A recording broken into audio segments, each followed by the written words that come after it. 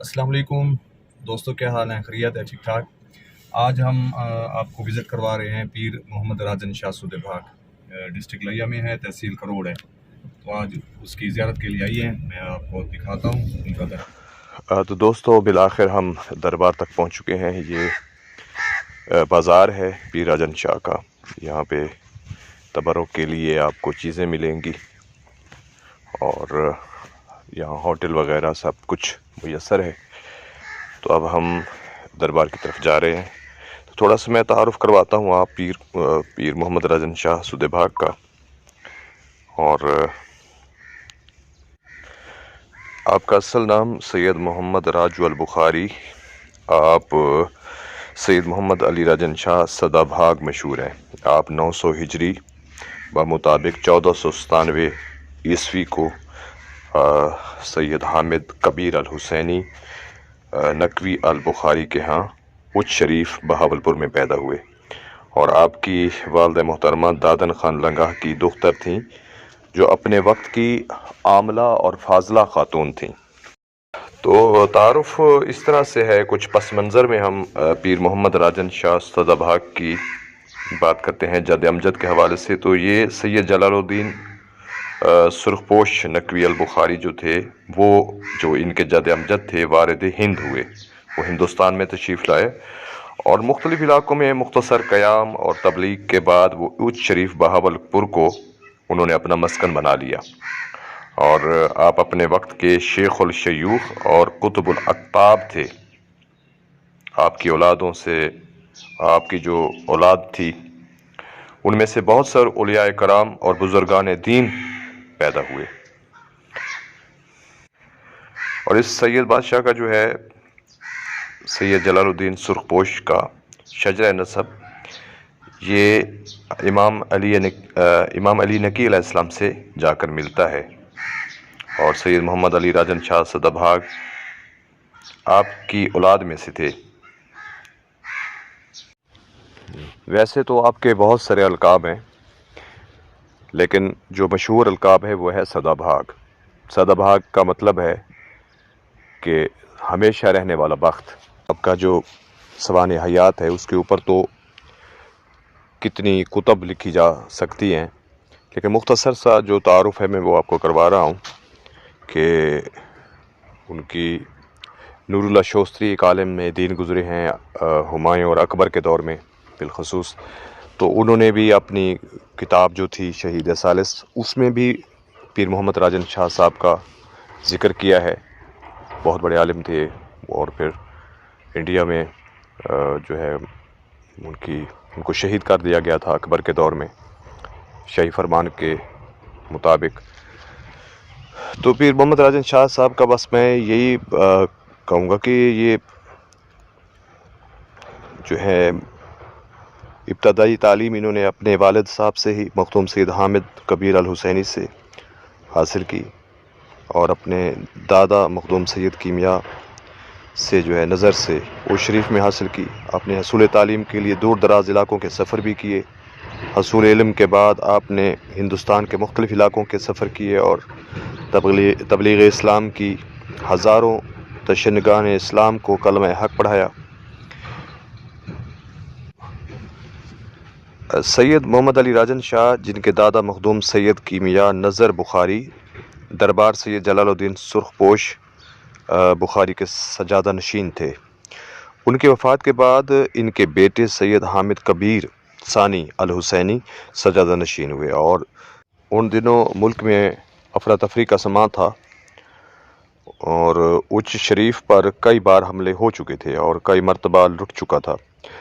اور بتایا یہی جاتا ہے کہ 1932 ہجری بمطابق 1526 عیسوی کو جب شاہ حسین ارغوان حاکم سندھ نے اچ شریف پر حملہ کیا تو اچ شریف کو شدید نقصان پہنچا اور تمام مال و اسباب لوٹ لیا، اور کشتیاں بھر بھر کر بکھر لے گیا۔ سید حامد کبیر ثانی روز روز کے حملوں سے تنگ آ چکے تھے، تو آپ نے بمائے اہل و عیال نقل مکانی کی اور عیسیٰ خیل منتقل ہو گئے۔ سید حامد کبیر ثانی الحسینی نے عیسیٰ خیل میں ہی وفات پائی، اور سید محمد علی راجن شاہ سدا بھاگ جو تھے نے آپ کا جسد مبارک کو بذریعہ کشتی اچ منتقل کیا۔ میاں والی سے کالا باغ سائڈ پہ یہ کمر نشانی آپ دیکھ لیں، یا اوپر کے جو علاقے ہیں وہاں پہ کافی تعداد میں اہل تشیع آباد ہیں، وہاں پہ یہ تبلیغات کرتے رہے ہیں۔ پھر دریائے سندھ کے ذریعے ان کا تابوت تھا اس کو دریائے سندھ کے ساتھ ساتھ لے کے وہاں تک پہنچے اچ شریف میں، تو وہاں پہ ان کی تدفین کی گئی۔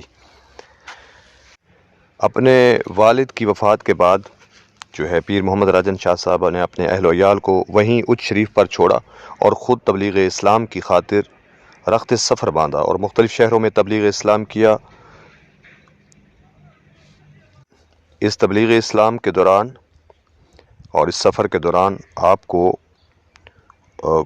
بہت سی مشکلات پیش آئیں، بہت سے آپ سفر میں مصروف رہے، اور سفر ایران سے جو ہے اپنے ایران پہنچے، اور ایران پہنچ کے آپ مشہد المقدس جو ہے وہاں پہ تشریف لے گئے اور اپنے جد امجد حضرت امام موسیٰ رضا علیہ الصلوۃ والسلام کے روضے مبارک کی زیارت سے مشرف ہوئے، اور واپسی پر آپ نے جد بزرگوار سے جلال الدین حسین جہانیاں جہاں گشت کی طرح پورے ہندوستان کا سفر کیا اور تبلیغ دین اسلام کی، جس میں آپ کو بے شمار تکلیفوں کا سامنا کرنا پڑا، لیکن آپ نے رائے حق کو نہ چھوڑا اور ہمیشہ حق لوگوں تک پہنچایا۔ بہت سی اقوام جن میں اسرا، سامٹیا، اولک، بلوچ، بالخصوص جسکانی بلوچ وغیرہ ہیں، آپ کے دست حق پر کلمہ پڑھا اور مذہب حق کا قبول کیا۔ پیر محمد راجن شاہ صاحب کی اگر اولادوں کی ہم بات کریں تو آپ نے 2 شادیاں کی تھیں، اور 2 شادیوں میں آپ کی ٹوٹل اولادیں جو تھیں وہ آپ کے 4 بیٹے اور 1 بیٹی تھی۔ یہ پہلی جو بیوی تھی وہ لنگاہ فیملی سے تعلق رکھتی تھی، خان لنگاہ فیملی۔ ان کے وطن سے سید زین العابدین، جن کا مقبرہ بالکل پیر محمد راجن شاہ صاحب آپ یہ دیکھ رہے ہیں، ساتھ میں آپ کو یہ دکھاؤں گا ابھی، یہ ساتھ انہی کا مقبرہ ہے جو یہاں پہ ان کی تدفین ہوئی تھی۔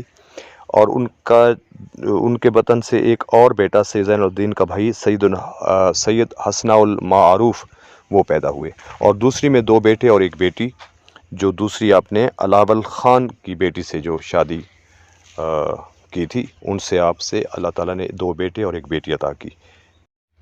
آپ نے ہندوستان کے جو اس وقت کے بادشاہ تھے ان سے ملاقات کے لیے دہلی کا سفر کیا، اور اس سفر میں آپ کے ساتھ مرید جو تھے آپ کے، وہ بھی آپ کے ساتھ تھے۔ تو جب آپ دہلی کے قریب پہنچے تو آپ کی آمد کی اطلاع ہمایوں بادشاہ کو دی گئی، تو وہ بادشاہ ہمایوں جو تھے وہ بنفس نفیس آپ کے استقبال کے ارادے کے لیے جب آپ روانہ ہوئے، ہمایوں جب استقبال کے روانہ ہوئے تو ان کا ایک مشیر تھا، اس کا نام مخدوم المالک غالباً بتایا جاتا ہے، تو اس نے جب ارادہ دیکھا کہ یہ بادشاہ تو پیر محمد راجن شاہ صاحب کے استقبال کے لیے خود جا رہے ہیں، تو انہوں نے کہا کہ یہ آپ کے لیے بہتر نہیں ہے، آپ ایسا عمل نہ کریں، کہ کیونکہ آپ جب ان کے استقبال کے لیے جائیں گے تو وہ ظاہر ایک شیعہ عالم دین ہے اور سادات فیملی سے تعلق ہے، اور آپ پورے ہندوستان کے بادشاہ ہیں، تو اس سے تو بہت مسئلہ ہوگا، جو آپ کی رعایا ہے اس پہ اثر انداز ہوگا، اور آپ کے اس عمل سے جو ایان سلطنت ہے وہ آپ کے مخالف ہو جائیں گے اور آپ کے لیے بہت مسائل پیدا ہوں گے۔ تو اس کے جواب میں ہمایوں نے اس کو کہا کہ میں تو ان کے لیے استقبال کے لیے اس لیے جا رہا تھا کہ وہ آل رسول میں سے ہیں اور ان کا استقبال میری ذات پر واجب بنتا ہے، تو میں تو اس ارادے سے جا رہا تھا۔ خیر جیسا بھی ہوا، پھر وہ اس کی باتوں میں آ گئے، پھر استقبال کے لیے وہ نہ پہنچ سکے، لیکن ہمایوں نے یہ کیا کہ پھر خود نہیں گئے تو پھر اپنے بیٹے جلال الدین اکبر کو کچھ لوگوں کے ساتھ روانہ کیا، اور یہ تاکید کی کہ شاہ صاحب کو آپ بہت مؤدبانہ طریقے سے لے آئیں، ان کا استقبال کر کے پرتقال انداز سے۔ تو وہ پھر جلال الدین اکبر پہنچے اور شاہ صاحب کو جو ہے دہلی لے آئے۔ سید پیر محمد راجن شاہ صاحب سدا بھاگ صاحب کرامت بزرگ ہستی تھے اور ان کی کرامات کی متعدد روایات ملتی ہیں۔ گفتگو کے ابتدا میں نے آپ کو کہا تھا کہ نور اللہ شوستری جو جلال الدین اکبر کے دور میں تبلیغ کے لیے ہندوستان آئے تھے، انہوں نے ایک اپنی کتاب جو تھی اس میں فصاحت سے اس چیز کا ذکر کیا ہے، اور آپ کے متعلق قاضی نور الشوستری الحسینی المراشی نے اپنی ایک کتاب میں مجالس المومنین میں اس کا ذکر 926 صفحہ پر آپ کے متعلق تحریر کیا ہے کہ سید راجو ایک فاضل اور صاحب کرامت، بہادر، سخی اور نیک انسان تھے۔ آپ نے اہل ہند کو کی بہت زیادہ تبلیغ فرمائی، اور خاص طور پر آپ نے بلوچ قوم، جس میں جسکانی میں نے پہلے بھی آپ کو بتایا قابل ذکر ہیں، ان کے مذاہب سے روشناس کرایا، اور آپ نے تکیہ چھوڑ کر برسر عام اور اعلانیہ مذہب تشیع کا پرچار کیا۔ 1556 میں کہتے ہیں کہ ہمایوں کی وفات ہو گئی، تو اس کے بعد ان کے بیٹے بادشاہ جلال الدین اکبر کو اس کی تخت پر بٹھایا گیا 975 ہجری بمطابق 1568 عیسوی۔ تو اس وقت جو ہے پیر محمد راجن شاہ صاحب کا بھی وصال ہو چکا تھا، تو ان کے بعد پھر اس روضہ مبارک کو جلال الدین اکبر نے مکمل کرایا۔ جو آپ کا روضہ مبارک ہے وہ آج بھی پاکستان کی خوبصورت ترین عمارتوں میں سے ایک ہے۔ یہ مغلیہ فن تعمیر کا شاہکار ہے، اور جس کی اونچائی تقریباً 100 فٹ ہے۔ بیرونی گولائیاں جو ہیں وہ تقریباً 225 فٹ ہیں، اور اندرونی جو گولائی ہے وہ تقریباً 130 فٹ ہے۔ روضہ مبارک مثل روضہ شاہ رکن عالم ملتانی 8 پہلو ہے، اور اوپر ایک بہت بڑا سا گنبد ہے۔ روضے کی عمارت کی موٹائی 8 سے 10 فٹ ہے۔ اس کی تعمیر پتھر اور پکی اینٹوں سے کی گئی ہے۔ بعد میں بھی روضہ مبارک وسیع پیمانے پر تعمیر کا کام جو ہے وہ ہوتا رہا، اور اس کے آگے جو ایک چبوترا سا نظر آتا ہے آپ کو، سید اللہ بخش شاہ بھاکری آف نورپور نے تعمیر کروایا تھا، جس پر جو کہتے ہیں خطیر رقم جو ہے وہ صرف ہوئی، جس کی تعمیر 1907 عیسوی بمطابق 1325 ہجری میں شروع ہوئی، اور 1915 عیسوی بمطابق 1833 ہجری میں مکمل ہوئی۔ اور اس چبوترے میں جو ہے آپ دیکھیں کہ لکڑی اور جو ہے چونے کا استعمال کیا گیا ہے۔ آپ نے 1959 ہجری بمطابق 1562 عیسوی کو عہد اول شہنشاہ کے اوائل کا جو دور ہے، عہد ہے، اس میں آپ نے وصال فرمایا۔ آپ کی تجزین و تکفین کے جو فرائض ہیں سید علی غلام علی بخاری اور سید حسن جہانیہ نے سر انجام دیا، اور اس دن سے اس دھرتی کو آپ کے اسود خاک ہونے کا شرف حاصل ہوا، اور آپ کا جو روضہ مبارک ہے، اس روضہ مبارک کے اندر آپ کی تدفین کی گئی۔ انہاں پتھراں دا چاچا جی دسو۔ یہ رسول پاک دی چاچی دا قدم مبارک یہ والا، ناکا دا، اچھا ماشاءاللہ، اور مولا علی دے گھوڑے کا قدم مبارک، یہ والا، علی راجن یہ اتھوں مکے مدینے سے آپ گھن کے آئے، اچھا گھن کے آیا اتنے بلا علی بڑے اتنے بلا سائڈ کی تو اب کتنے سال تھی کہ انہوں نے خدمت کرے نے؟ اب ٹھیک ہے 30 سال 3 سال 30 سال، اچھا۔ ہاں تو دوستو، یہ آپ کو میں نے جو مجھے کچھ یاد تھا، جو میں نے پڑھا تھا، میں نے آپ کے ساتھ شیئر کیا۔ تو یہ آپ ان کی زیارت کے لیے تشریف لائیں۔ اگر آپ تشریف لا چکے ہیں تو سعادت کی بات ہے، اگر نہیں تشریف لائے تو آپ تشریف لائیں، اس بزرگ کی قبر کی زیارت کریں اور اپنی عقیدت میں اضافہ کریں اور ثواب کے مستحق ٹھہریں۔ یہ آپ کو ڈسٹرکٹ لائیا، تحصیل کروڑ، لالی ایسن سے آپ تقریباً لیا کی جانب 5-7 یا 10 کلومیٹر جاتے ہیں، یا 7-8 کلومیٹر ہے تقریباً. وہاں سے آپ نے ٹرن لینا ہے، وہاں پہ مشہور ہے موڑ راجن شاہ. ٹرن لینا ہے مغرب کی طرف، وہ 3 کلومیٹر یا 4 کلومیٹر کی دوری پہ آپ کو یہ گنبد نظر آنا شروع ہو جائے گا.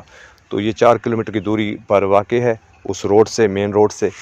تو آپ اس بزرگ ہستی کا، جو یہ ہمارے لیے سعادت کی بات ہے کہ بر صغیر میں اور اس سرزمین پر ایسے اللہ کے اولیاء تشریف فرما ہیں، تو ہمیں ان کی محبت میں اور ان کی تعلیمات پر عمل کرنے کے خدا بزرگ پر ہمیں توفیق عطا فرمائے، اور ان کے چاہنے والوں میں ہمارا شمار ہو. اللہ تعالی ہم سب کا خاتمہ بالایمان کرے اور ان کی شفاعت سے ہمیں بہرہ مند فرمائے. یقیناً آپ کو میری یہ حقیر سی کاوش پسند آئی ہوگی. اگر آپ کو میری کاوش یہ پسند آئی ہے تو آپ کمنٹ میں اس کا اظہار ضرور کرنا. اسی کے ساتھ میں آپ سے اجازت چاہتا ہوں. اللہ تعالیٰ آپ سب کو، موالیان اہل بیت کو، اور آپ آل رسول کے خاندان سے محبت کرنے والوں کو خوش و خرم رکھے. ملتے ہیں انشاءاللہ اگلی ویڈیو میں. تب تک کے لیے مجھے اجازت. والسلام علیکم ورحمۃ اللہ وبرکاتہ.